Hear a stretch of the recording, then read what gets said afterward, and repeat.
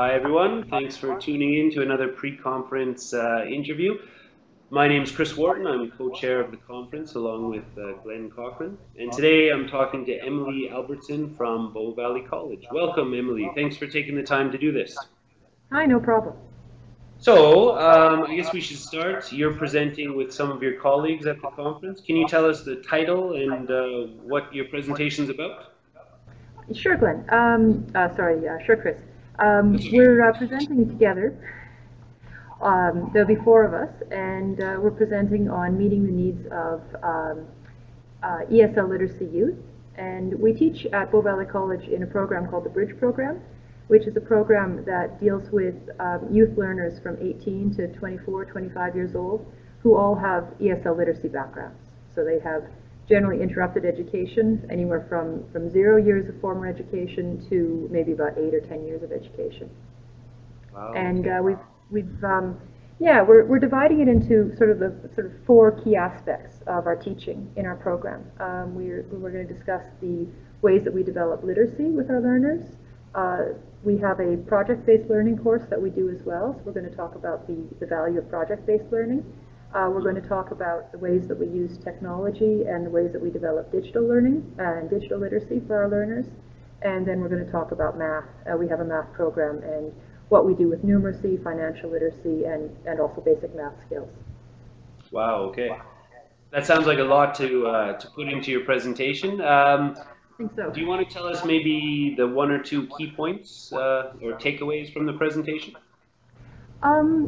I think maybe what's really important to understand about these learners, a lot of our students have had some experience in Canadian high schools. Many of them we're in Calgary, and many of them immigrated to Calgary as teenagers.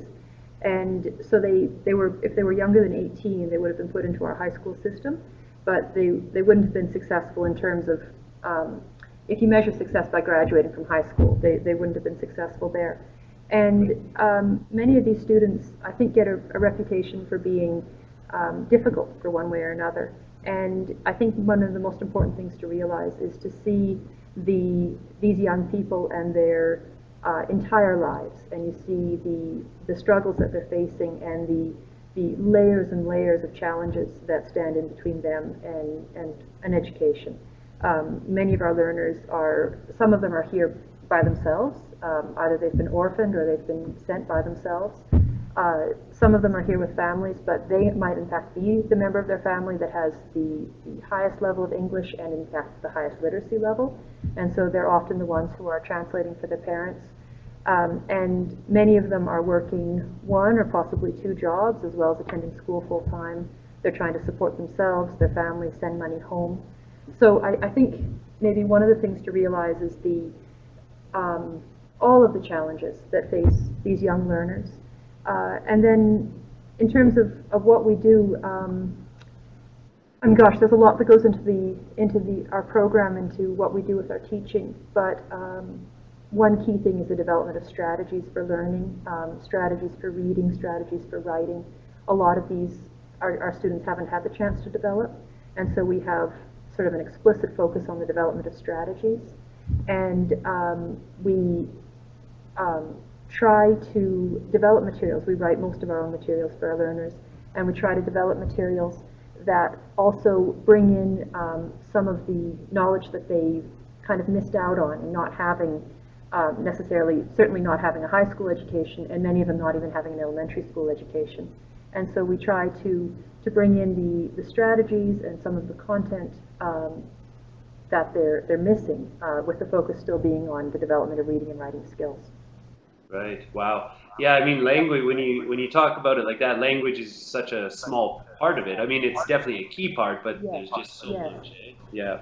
It is. And It in is. my teaching, in my teaching situation now, I don't teach ESL literacy students, but I can just imagine, right?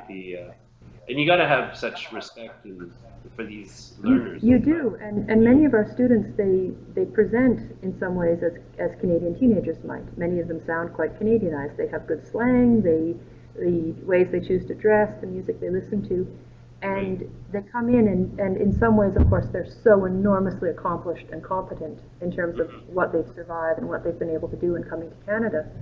And in other ways, there are very big gaps in what they know about the world. There are gaps in their understanding, and so we kind of have to have that respect and that understanding at the same time, right? The respect for what they can do, and then the understanding that the way that they might present to most people might be covering up some things that they really don't know and need to know, and so we try to find that balance.